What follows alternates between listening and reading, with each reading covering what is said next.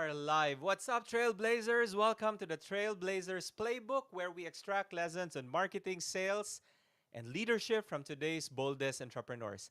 I'm your host, Mac Comandante, and in each episode, I'll be speaking with some of the brightest minds in the entrepreneurial world, diving into their personal playbooks to uncover the strategies, the insights, and the stories behind their success.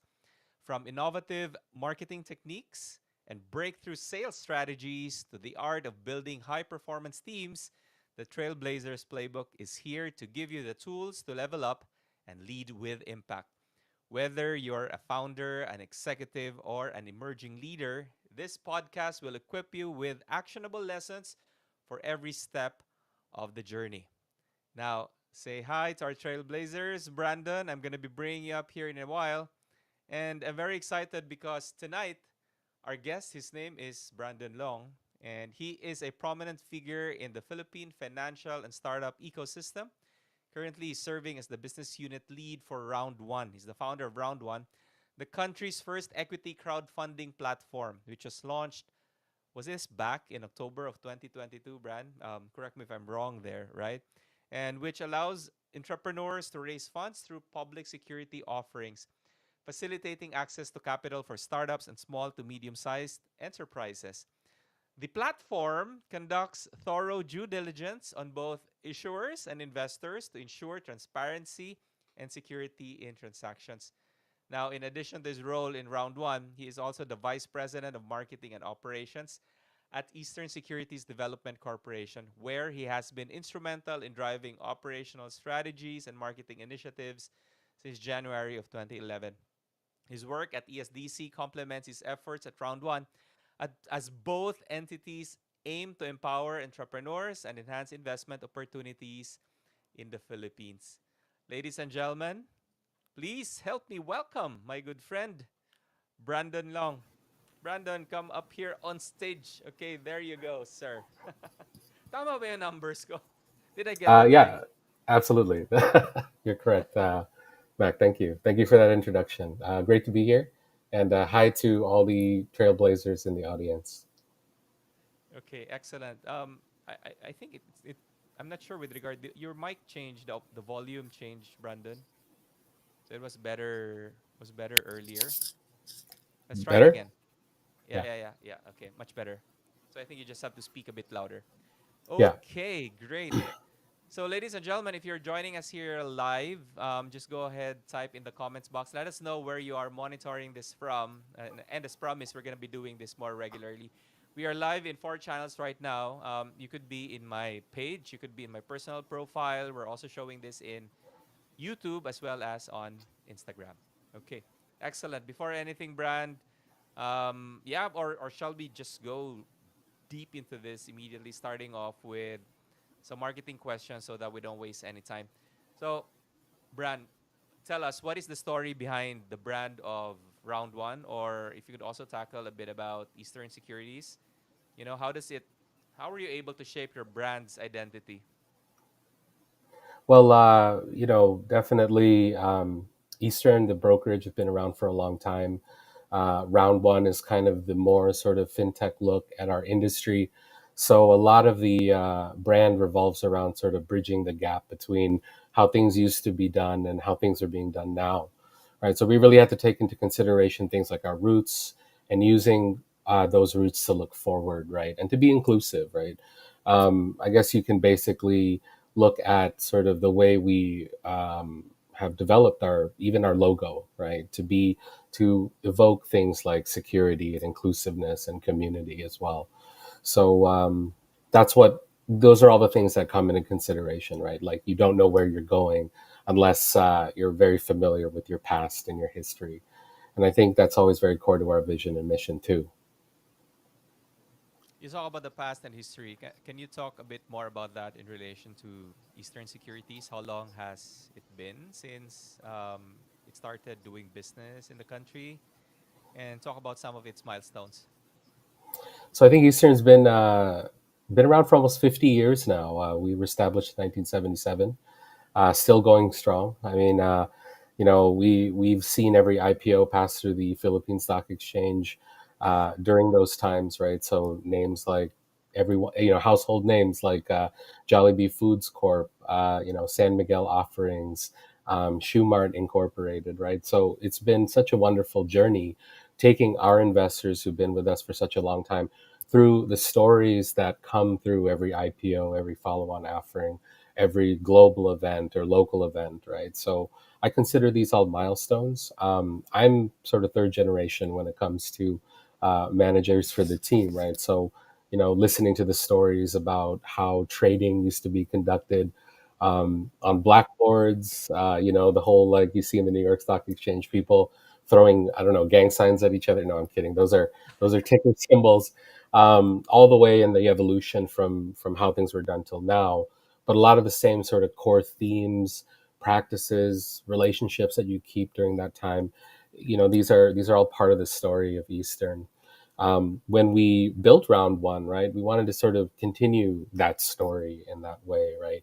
So taking things that were core to tradition, best practices, and for example, the industry is just one thing, but how we talk to investors, how we talk to fundraisers and issuers and individuals who want to go on that journey of doing a public offering, talking about their business, right? This has sort of been part of the DNA of the company for that long.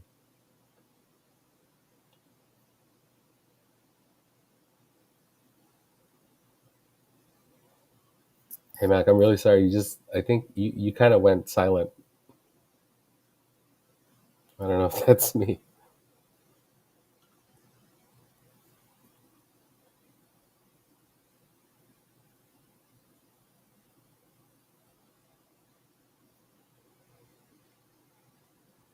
I am sorry, Mac. I can't hear you anymore.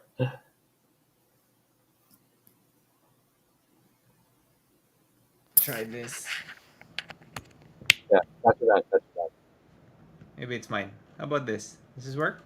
That's that. That's that. Well, this is Can what you? happens with things live, right? So, Murphy's Law. It's all right. input. Okay lang yan, right? How about now? Yeah, it's perfect. Can you hear me? Better? So, this is the one that's working. I can hear you loud and clear as well. All right, excellent. Sorry about that. Sounds good. Yeah, okay, cool. So, I was asking about some of the marketing channels that you have been using for round one. How are you approaching the market? So basically, if I can talk from the perspective of round one, we've been doing a lot of live events lately, getting a lot of great feedback. I think really in this kind of industry that we're in, the financial industry, it's very helpful to put a name to a face, an organization to have a face for it. So that's been really successful for us to get the word out there. Um, we also have our socials as well that support the messaging that we do live. But it's really great to talk to people, making that personal connection, hearing their stories. I think that's indispensable in the kind of service industry that we're in. Um, I have yet to be convinced to do a TikTok dance yet. I'm not quite at that level of marketing. I hope my perspective is still relevant for you back in your audience. But I know there's a lot of different ways to engage people nowadays. I'm I'm not opposed to them, but still, I think there's something really powerful about talking one on one to any kind of sort of individual in our industry, a customer, or just a crowd or a small group of people. Mm. Well, there's this trend that we are noticing, and it's something that we are also teaching founders, especially this coming year, where marketing is founder led. So I think it resonates so much with what you're saying here, Brandon, right? Where you gotta put a face to the name or to the company because it actually builds more trust, right? I don't know. It's also something that I'm noticing, right? If you talk about Tesla, you cannot help but think about Elon Musk. Facebook is always Mark Zuckerberg, right? And 10x is about Grant Cardone and so on. So it's important to put I agree, right? You put a face to the name. So let's talk about engagement and audience building. You talked about you want to do one to one. Aside from that, what's the unique strategy behind it? How do you do it, right? When you're doing one to ones, if you could teach some of the steps that you find most effective, because it could be very daunting for a lot of people, right? What's one thing that worked for you? So I just wanted to say a little bit more about that. I think when we are helping companies that are sort of in the startup phase or small to medium sized phase, and they need to get, for example, on a stage or on a public platform to talk about their company, there's a lot of hesitancy there, right? Like some founders are not comfortable talking to large groups of people. But we also remind them too that when a company goes IPO, when they ring the bell in New York, when they ring the bell in the Philippines, it's really the founders there talking to the investment crowd. It's really the founders there that have to be front and center, whether it's good news or bad news, whether it's hard questions or Miss Universe questions, right? It's very important to have that poise. I think what's important is number one, I think this probably comes as no surprise to anyone, but know yourself, know your audience. When you understand your value proposition, when you're very clear about what you're trying to do, mission wise, vision wise, it becomes a lot easier to talk, right? But it's not that easy to understand what your mission and vision is. There's a lot of soul searching involved, there's a lot of learning that you have to do. So when you look at the people around you and you listen to what they have to say, these are things that are very important, right? I encourage you know that openness to adapting, that openness to changing, right? So you get to know yourself better, right? And when you know that, it makes it easier to see in others where you align, where you intersect. And I think that makes communicating very very much easier, right? Know yourself, know others, be empathetic. I think that might be a theme with some of the questions when it comes to marketing and my sort of outlook on that. So yeah, basically that, right? Always, anything that anybody says, right? Never take it the wrong way. Everyone has a different perspective. Just be open to all those different perspectives. And I think, you know, that would be very, very beneficial to a lot of entrepreneurs and founders. Totally, right? You talked about the mission as well as the vision, right? And be able to communicate that, thereby be able to attract your target audience and build resonance from there. Now, attraction is one thing, but how about building a loyal customer base, right? Especially in this very competitive market. How do you do that? What's your advice there? So a couple things about our industry in particular: you're only as good as your last deal, and you tend to have to talk to customers that experience sort of negative outcomes that have nothing to do with your business, right? Like you can be a great analyst, you can be a great financial advisor, but there's so much going on in the world, so many variables out there that affect businesses, that affect the economy that you have no control over, right? So how do you maintain relationships despite that, right? Or rather, in spite of that or despite that. So number one, I think just being very clear about what your capabilities are, right? We don't have crystal balls. If I did, I think I'd be on a yacht somewhere, right? I can't account for every sort of outcome when it comes to our industry or the positive outcomes we want for our clients. But we do talk about things like risk management. We do talk about things that give people the strategy and the sense to be better decision makers, right? So that's part of the value that we want to create for our clients. We want to give them the tools to make their own informed decisions, right? So sort of an example that I like to give: hey, if you're, a real estate agent, for example, do you believe anything that I have to say about the real estate industry, right? Like, look to your sort of own sort of background, your own common sense, your own research, your own ability to analyze something, and let that be the core of your outlook, right? Listen to me, listen to another analyst, have that mindset that, again, taking different perspectives and kind of melding them into your own is very important, right? And so it's not so much just always being successful, always having positive outcomes, is to understand and to communicate to clients to provide them tools that help them weather any kind of storm, right? So when Mm, you yeah. make a bad call or when you give it bad advice, right? Hey, everyone's human, right? So hence where the risk management comes into play, right? That's not to say that you shouldn't be prepared. I think that's going to be another theme, perhaps. That do your homework, right? Even what we have to do, we have to constantly be on the lookout for what's happening, what's going to happen, what is the base case, what is the worst case, what is the best case, right? Hope for the best, prepare for the worst, sort of idea, right? And I think when you can remain in that position and you're constant, right, and you're not afraid to sort of walk back some of the bad calls that you've made, maybe explain why.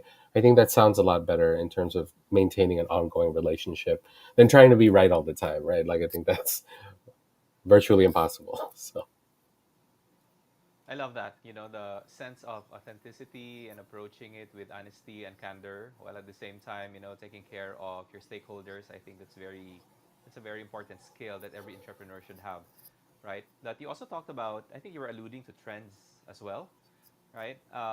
You mentioned that if you only had a crystal ball, but it's still at the end of the day, we got to be betting on the right trend, right? So my question to you, Brandon, would be what's your go-to method for testing new ideas, right, in relation to, in contrast to trends? So is there a an approach that you find to be more helpful, more effective versus others? yeah, thanks for that question. So again, where we are in our industry, there's so much going on, so many different perspectives. Number one is always to like be a bloodhound when it comes to new information, new ideas, um, and again, looking to the past, right? Sometimes history repeats, right? Some of the things that happened with blockchain recently, kind of reminiscent of, I always like to say in the context of the crypto winter, right? We make the 2020s look like the 1920s again, right? With some securities fraud issues with sort of investor protections, right? But I think that's what's wonderful, particularly about the industry, that despite that, things have bounced back. Especially with, I think, BTC prices right now, right? People have learned a lot and continue to evolve, right? So, yeah, number one, learning from mistakes, I guess, is very important. Understanding what people have done before and using that as a tool to sort of smell test and to sort of filter new trends, I think is very important. I'm very lucky because I also work with my family, right? So if I explain something that makes no sense to my, to my seniors, then I might not be on the right track. Right. So, we talk to people who are on the cutting edge. We talk to people who are young with the best and the bright ideas, right? There's that saying about surrounding yourself with people smarter than you, right? But also surrounding yourself with people older than you who have seen everything, right?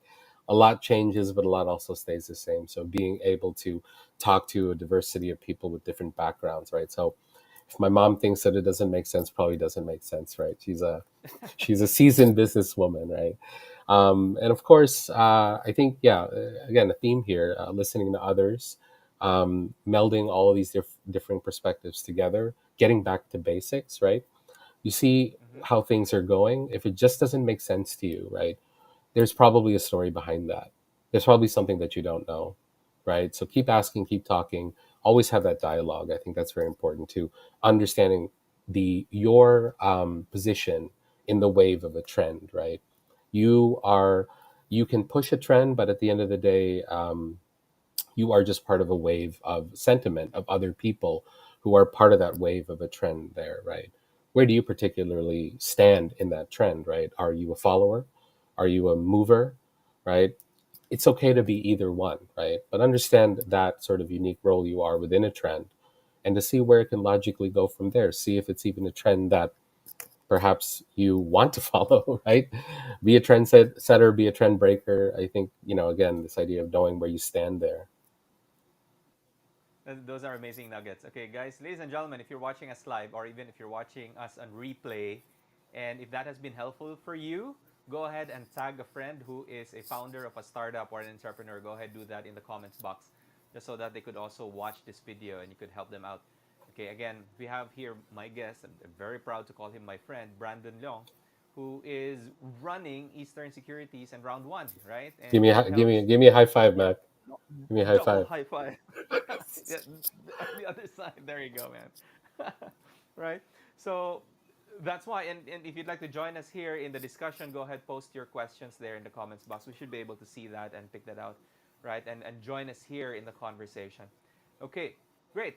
I want to talk about marketing risks, Brand, right? You handle the marketing for Eastern, right? Was there ever a time when you took a marketing risk that actually paid off, right? And what did you learn from that experience? Well, uh, round one is a new platform, right? So I consider the entire Right. thing a marketing risk, right?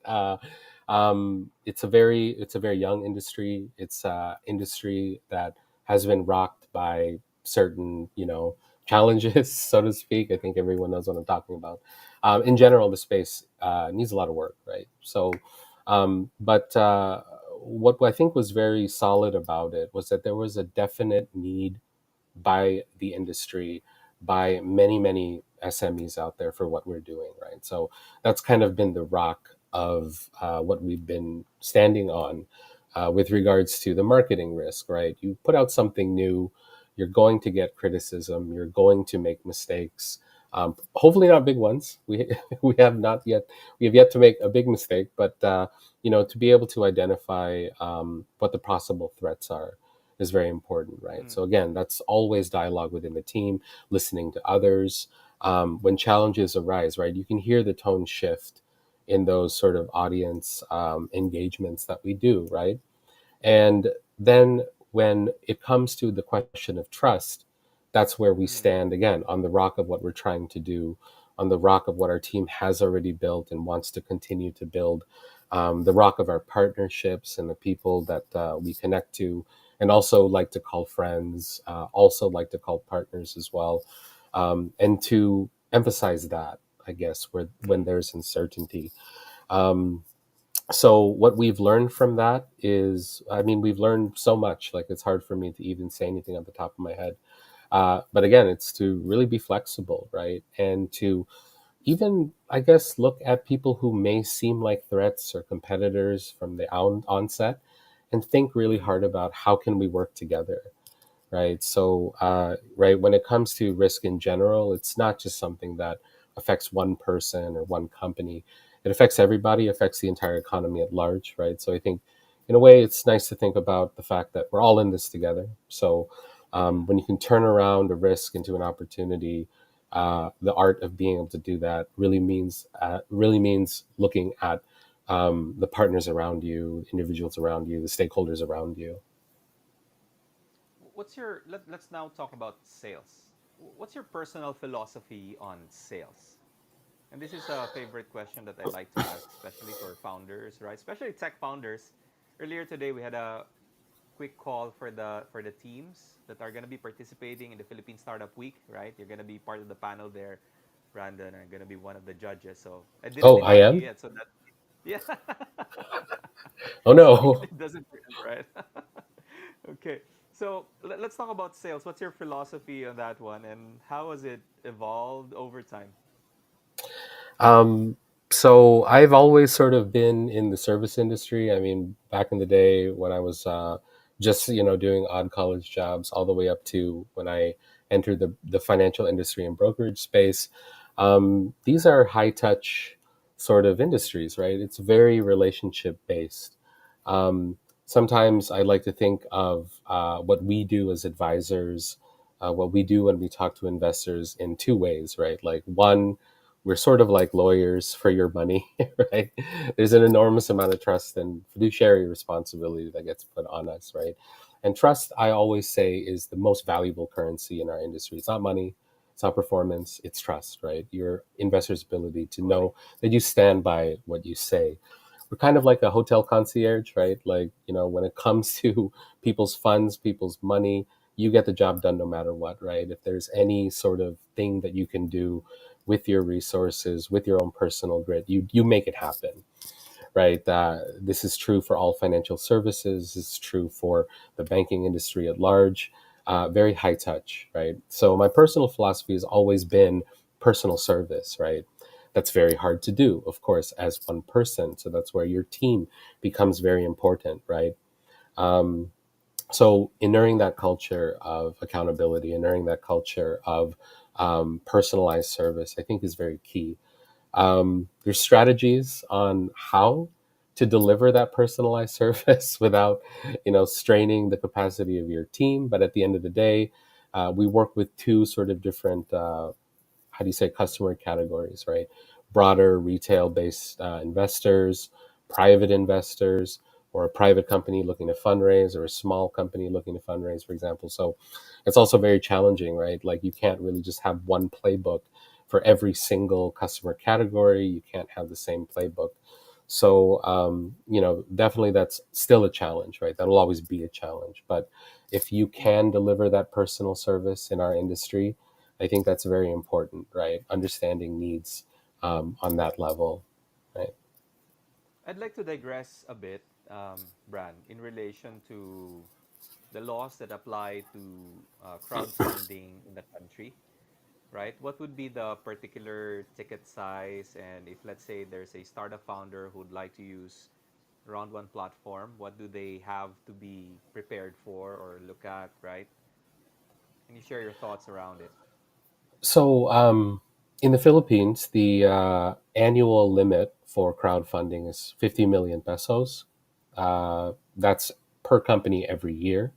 So, if you are a Mhm. startup or an SME who's interested in raising that fund size, that's the sort of legal limit. You can break that kind of limit into several campaigns.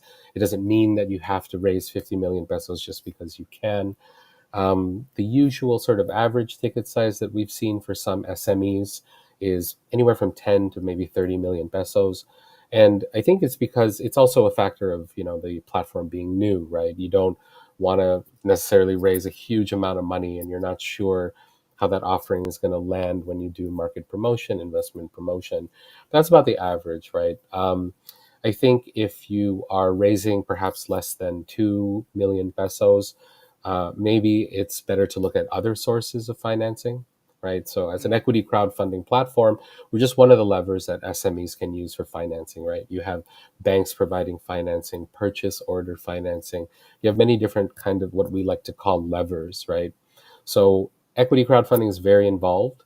So, whether you're raising 10, 50, even 500 million pesos, the preparation that you need to undergo is almost the same, right? And this leads into your question about what they need to look for in order to do that, putting together a bang up business plan, doing your planning when it comes to what you're going to do with the funds to ensure aggressive return on investment or positive return on investment, right? All of this planning must be in place before you go out there, right? And so what we want to do with startups is to start them out on that right foot. Like you are going to approach large investors, VCs, IPOs. The journey doesn't start then. The journey starts as early as now, and even Mm. in the business planning phase, right? So it's a very involved process. I don't want to bore everyone to tears with the the rules, but essentially that preparation and then preparing yourselves to be able to clearly communicate that to an audience, right? You've done all your business planning, you know your business in and out. Do you know what an investor is going to say when they hear that, right? That is something that only comes out when you start talking about your company, right? It's scary. So maybe start with closer circles first, maybe start with partners, maybe start with clients and stakeholders. Do that market sounding in that way before you get out there on stage, right? So, just to recap, your first question, 50 million peso limit, you can break that up. We haven't seen fundraisers less than about 2 million pesos. When it comes to what you need to be looking for, number one, do you know your business in and out, your industry in and out, your market, your competition, your value proposition, where you'll be in 18 months, right? um, is evaluation necessary? Is evaluation even appropriate, right, for you? And a lot of, in perhaps some cases, it's not, right? Have you explored other financing options? Once you've done all that groundwork, right, are you ready to hit the stage? Are you ready to talk to people? That requires a little soul searching, right? Not everyone is Mm. ready for that, right? So So basically, that's regarding kind of that, the yeah. right? On the stage on when to do crowdfunding, can a startup do crowdfunding if they're still in the pre-MVP, pre-seed stage? Is that possible or no? It is absolutely possible. A lot of crowdfunding platforms have onboarded sort of pre-seed ideation phase, pre-product launch phase crowd funds. We have not had the fortune of actually launching one yet. We did do a pre-seed investment, our first campaign that was successful. So you can check that out on our socials, right? But even though there was still a lot of work to do, right? The pitch was strong, right? The business Mm, premise was strong. The ability to roll out was very apparent in the pitch itself, right, to investors. So where you may lack in sort of track record, planning is just as important, right? Um, mm, you don't have a track record. How do I get the ball rolling? Where does the momentum come from? The momentum comes from, as far as an investor is concerned, do you have a plan? Is that plan sensible and executable? Do you even have a management team to execute that? All you need is money. If that's the only thing that an investor sees that you may need, that's a pretty good mm. shot, right? But if they see things like, well, your team's not quite there, you don't seem to have a roadmap for when your product will be available, it's not very clear what you're operating and your sort of marketing strategy is. If you need more things, then that's definitely a sign to go work on that, right? Right. Is this helpful, ladies and gentlemen? If you're watching us, type helpful in there in the comments box if this has been helpful for you. So, Bran, in relation to you mentioned 50 million. I could crowdfund the entire 50 million. Is that what you're saying, or are there different tranches in between? If that is the target fundraise, Mac, call me tomorrow, and then we'll fund your 50 million peso project. Um, Okay. There, some strategies involved there are crowdfunders who have offered things like tiered investments, early bird discounts on investments, early bird Right. investor perks. Right, there's a sort of way to tier it, if you want to say it that way, that maybe appeals to different investors, right, or different, or creating the sense that there's sort of a limited time offering, I guess, on the investment. So Mm-hmm. that's possible if I understand your question. Yeah. Well, yeah, okay, that's perfect. So what you're actually discussing here is a founder is actually selling their idea, right, to their investors. So I want to go back now to the conversation on sales. And you mentioned that one way to build trust, or the way you actually build trust, is that you're very high touch, you're very empathic, you're very open, you're really there listening to your clients as well, right? And in relation to that, brand, again, getting the sale is one thing, but maintaining relationships is also another. How do you maintain relationships along the way? Well, if you're successful and you help your client out, right? Like you certainly never you're always at the top of their address book, right? Just being as communicative as possible. When you hear that there's a way that you could help your client, always be helpful, right? It may not immediately translate into a closed deal, right? But these are the parts of the nurturing of that relationship that are very important. When we take a fundraiser on a journey to raise funds, right, it's usually not a one and done, right? Mm, Because you've, mm, for example, in the sort of private equity side, you've introduced investors to an investment, right? You're accountable for that. You're accountable for how helping investors understand how that company is progressing, how that investment is growing, some of the pitfalls of that investment as well.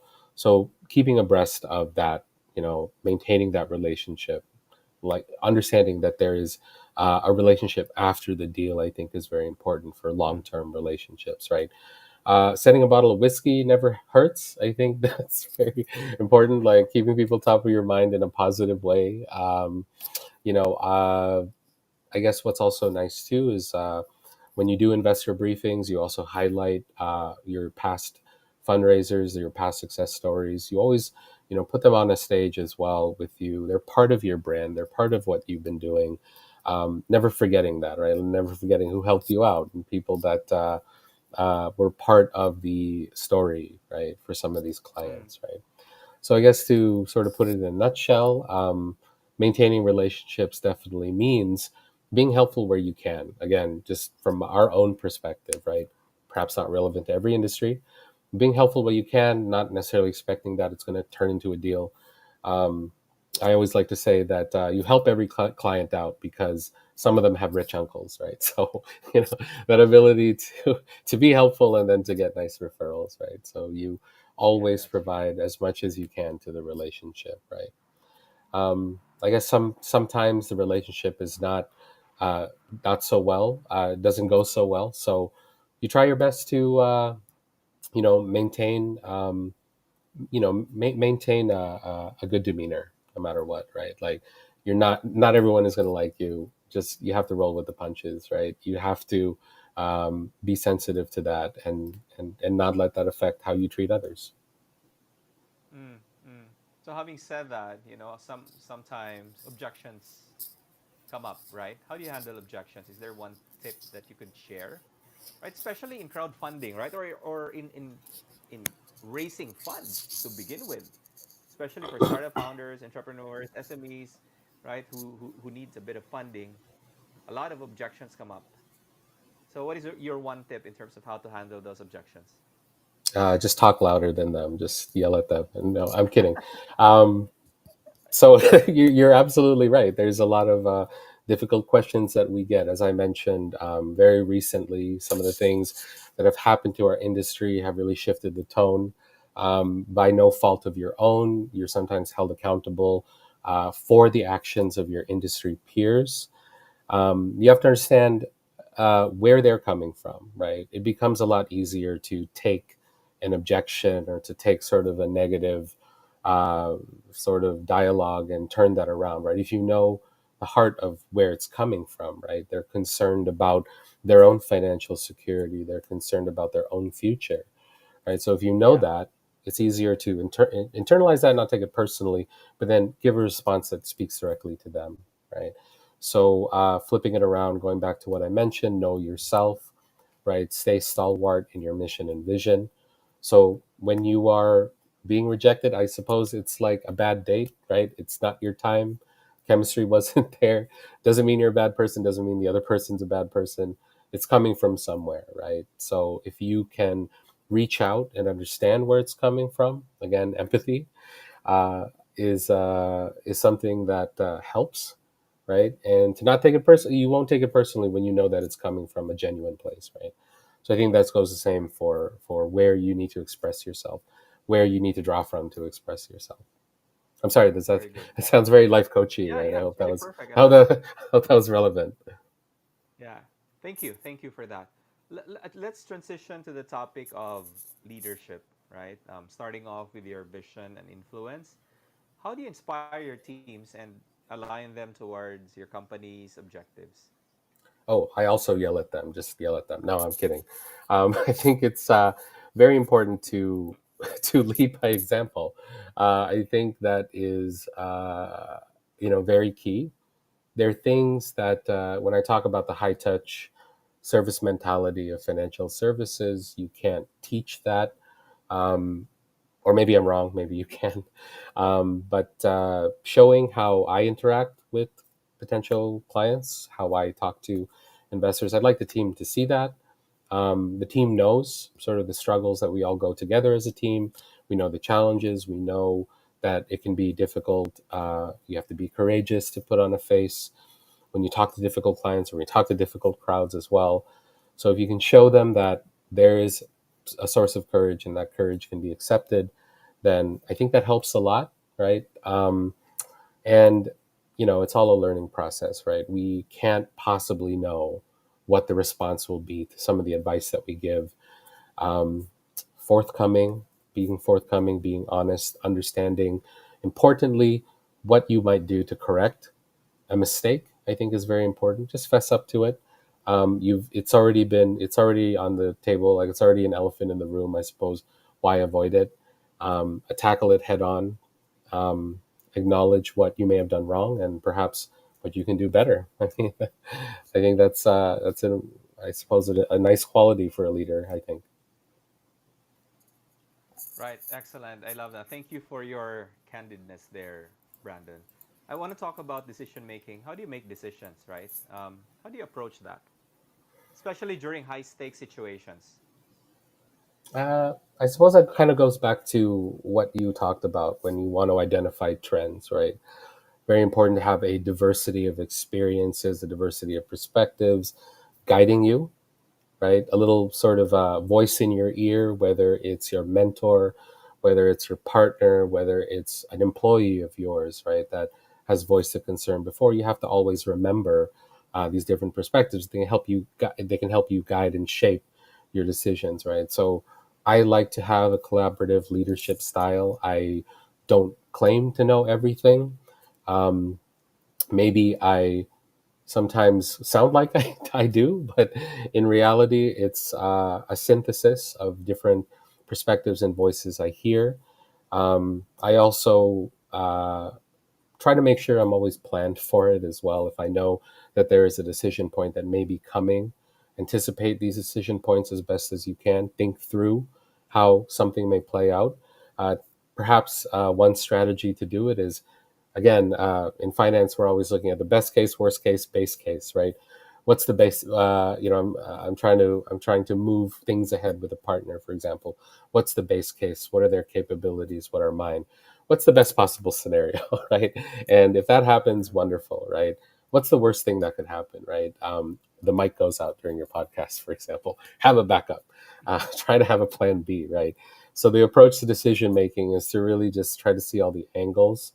If something comes out of left field, roll with the punches. Again, if the decision affects many people, if the decision affects a very important partner, try to work with them, right? Try to ask them, what is your base case, worst case?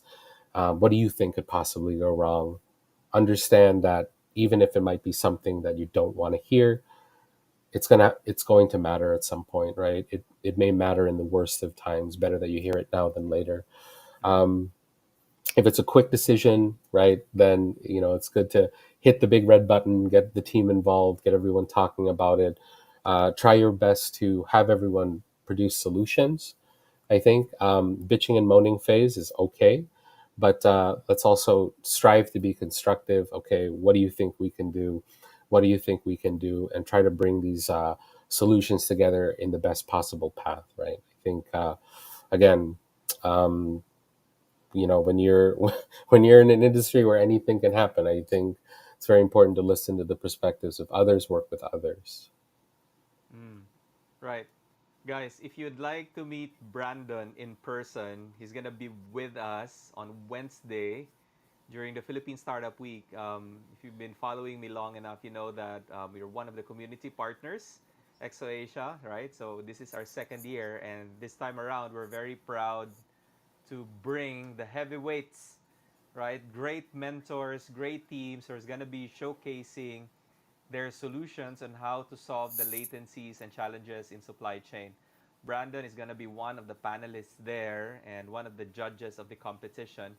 And Brandon, I'm not sure if I told you this, but Fast Logistics is going to be launching their venture studio and going to be launching their Fast Logistics Innovation Prize, or FLIP for short, right? Where the top three teams who's going to be winning the competition are going to be offered to be incubated under the studio next year. So it's not only about developing the MVPs, but really taking them to the growth stage and leveraging on the network of Fast. And speaking of networks, it's also one area that we're very proud of, right?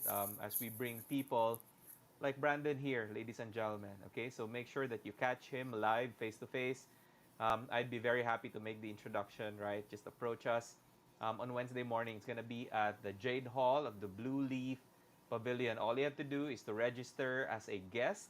Go to www.exoasia.org slash PH Startup Week 2024. So that's www.exoasia.org slash PH Startup Week 2024. Okay, you could also register your build teams there. Try natin ihabol.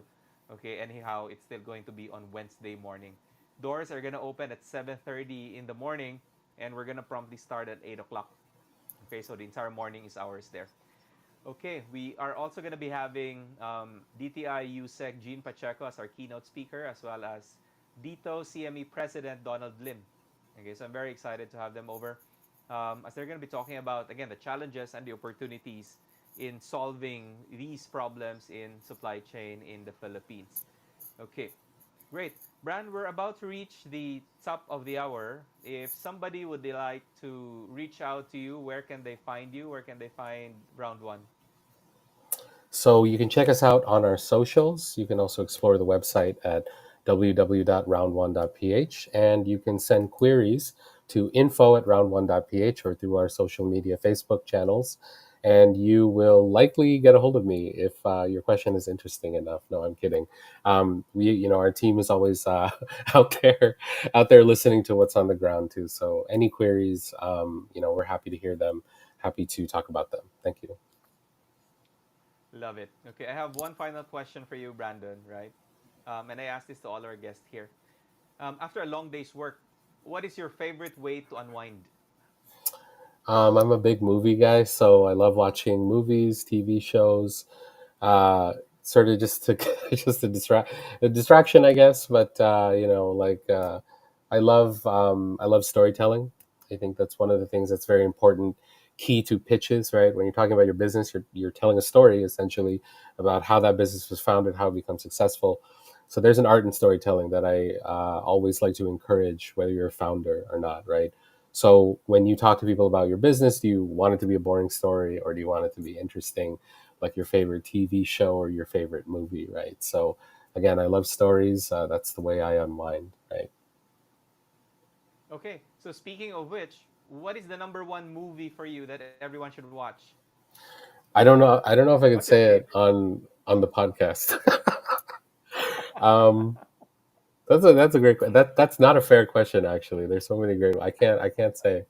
I won't answer that. I'll give you the. I'll take the fifth on that, Mac. I'm not gonna. This is the first time you've declined on answering a question, man. I'm not gonna choose a favorite. That's not fair. Okay, that's not cool, man. Um, Right. I love all types of movies, man. I love it.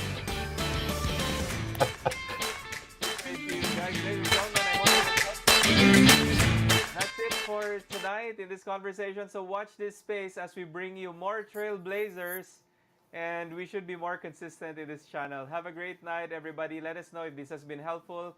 Send us a note, send us a message. We should be able to catch this for you. Maraming salamat once again. This is Mac Comandante and Brandon Leong.